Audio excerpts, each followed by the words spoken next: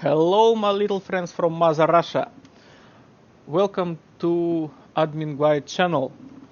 And today we will create a data store on USB flash on ESXi 7 hypervisor. If you sure that you need this, then this video will help you. So, what we need to do? First of all, let's enter to our web interface.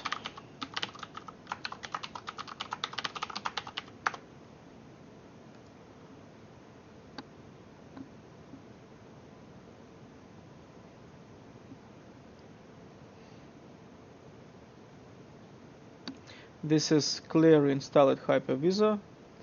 Nothing was configured yet. Look, we have a data store that's stored on the hard disk. And the hypervisor is installed on the USB flash. So first of all, let's find this USB flash. This is SanDisk. This is it, and it have 4 partitions for now. EFI, basic data, vmfs. This is the special partition that installer creates during the provisioning of the hypervisor. This is a special partition where ESXi stores data that not necessary to boot and to work for hypervisor. So we can delete this and create on this place vmfs data store on which we would be able to create a data store. To do this, we can use putty terminal. Let's authorize on it.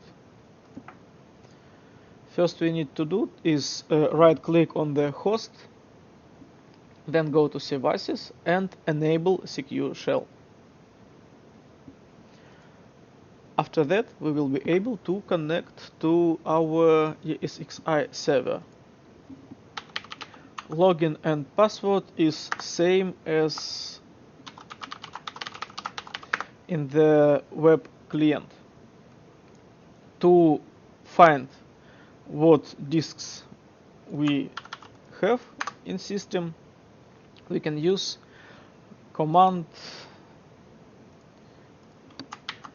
ls and set the path to the folder with the disk. In ESXi, flash disks is marked as mpx. Here is our disk with hypervisor. You can see it by the number of partitions. This is the path. This is the name of the device. This is the name of the partition. First of all, we need delete this partition. To do this, we will use the command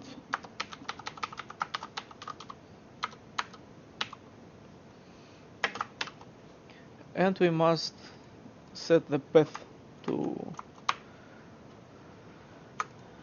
it.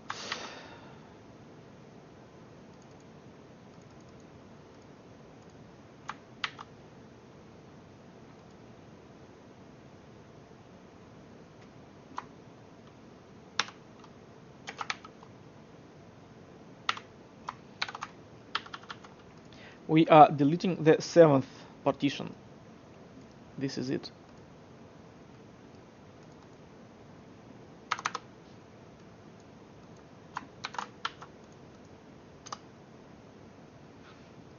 Oh, we forgot to write delete.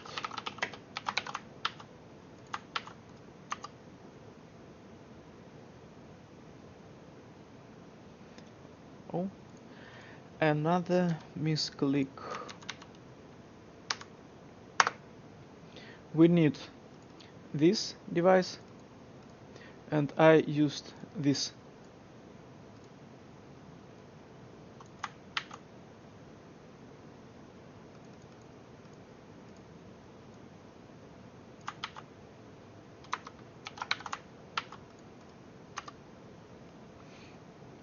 No errors was displayed. Let's check. Free space. Now there is no vmfsl partition. So let's continue. After we deleted the partition, we need to create a new one.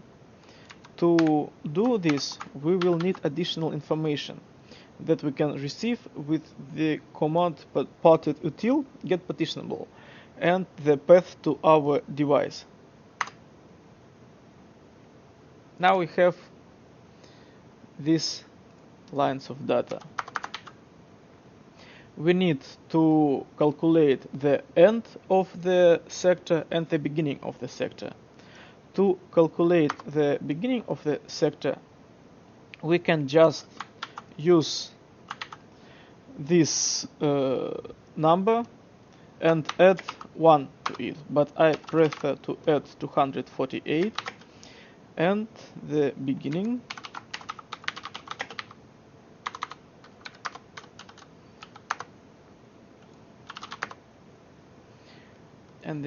will be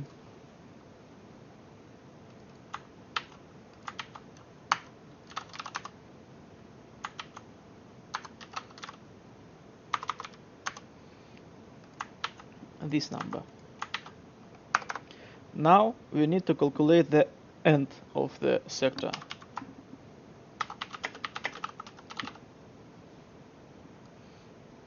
To do it, we will need these three numbers.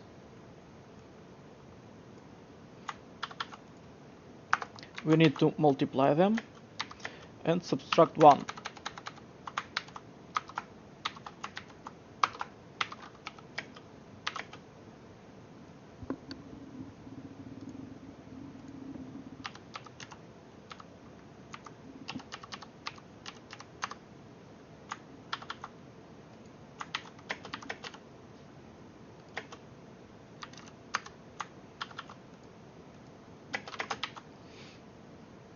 This is the end of our sector.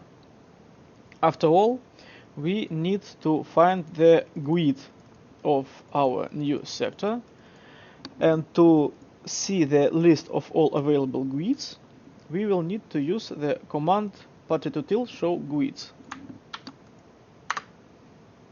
This is all available GUIDs, and we need the vmfs. Here it is.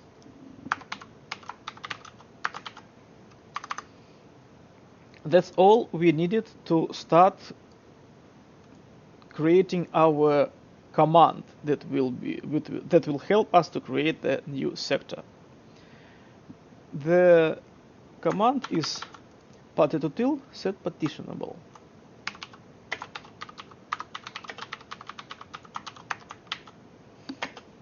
We need to point here the path to our device. Here it is. Then we need to set that it is GPT, and then we will use these lines to tell it about the already existed partitions.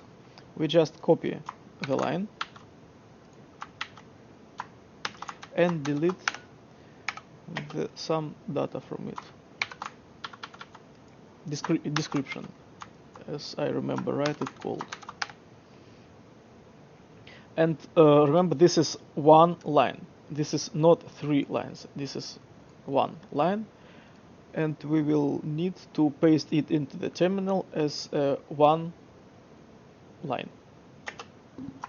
And now Here is the partitions that already exist, and now we will tell the system about partition we want to create.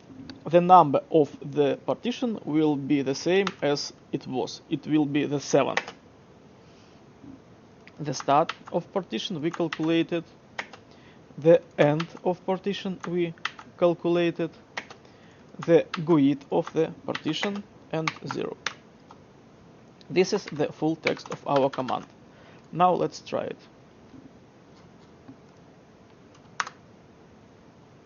Invalid partition information, just a second.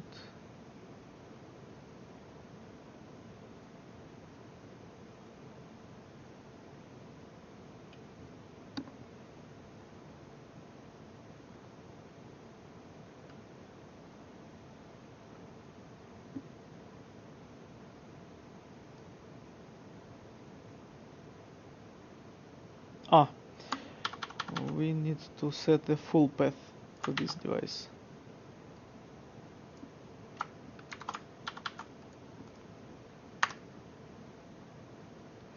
No errors now.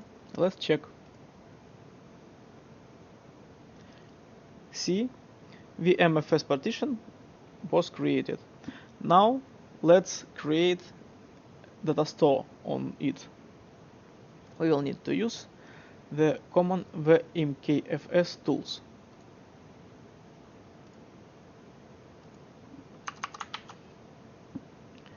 The C flag means the type of the vmfs file system that we will be use.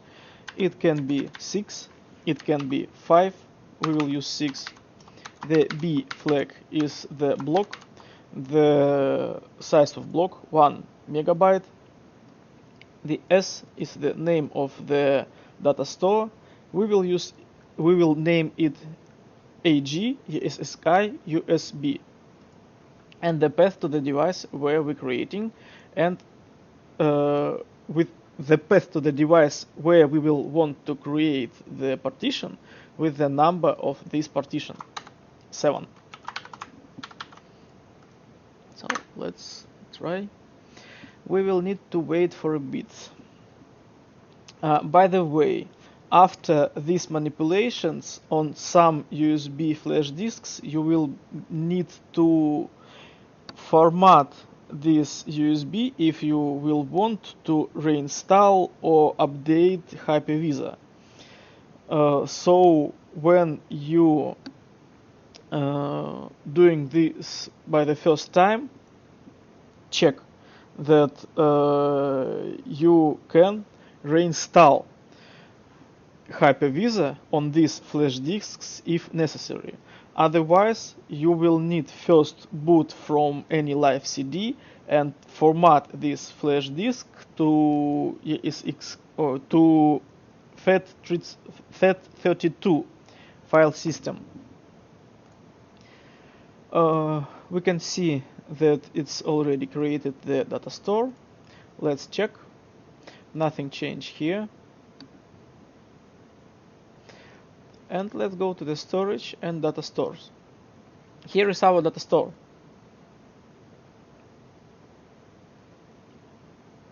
We already can open it and upload file here. By the way, when you finish with creating data store, reboot the hypervisor to ensure that everything boots and works well.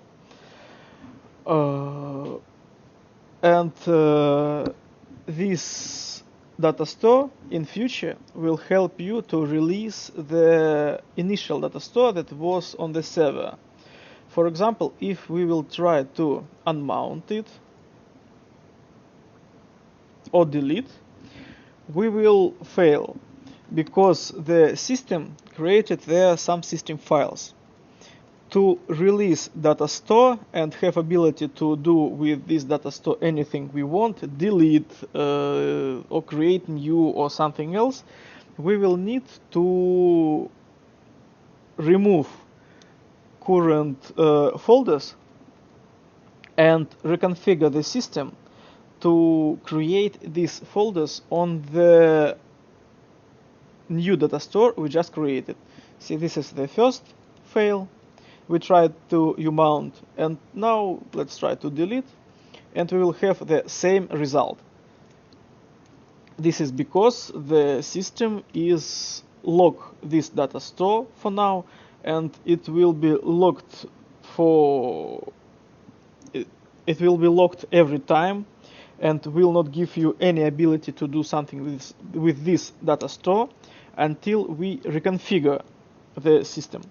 And to reconfigure the system, we need to create a data store on USB flash. And don't store on this newly created data store any virtual machines. I recommend you to use this data store to handle some static data like ISO images of the systems, but not the active virtual machines, because the working virtual machines can, first of all, very fast kill the USB flash, and you will lose your hypervisor at all. So don't store any actively updating data on this data store, and don't think 100 times before you will want to use such a method in highly cost production. This way will help to save some money for small business, very small business, or test stands that will need to be able to do anything that they want with their hard disks, not be locked by the functionality of the hypervisor. Well, when uploading will finish, you will need to restart your server, boot, and look that everything is going okay. Well, write the comments, subscribe, have a good day, and don't lose your data while you're operating with this instruction. Goodbye.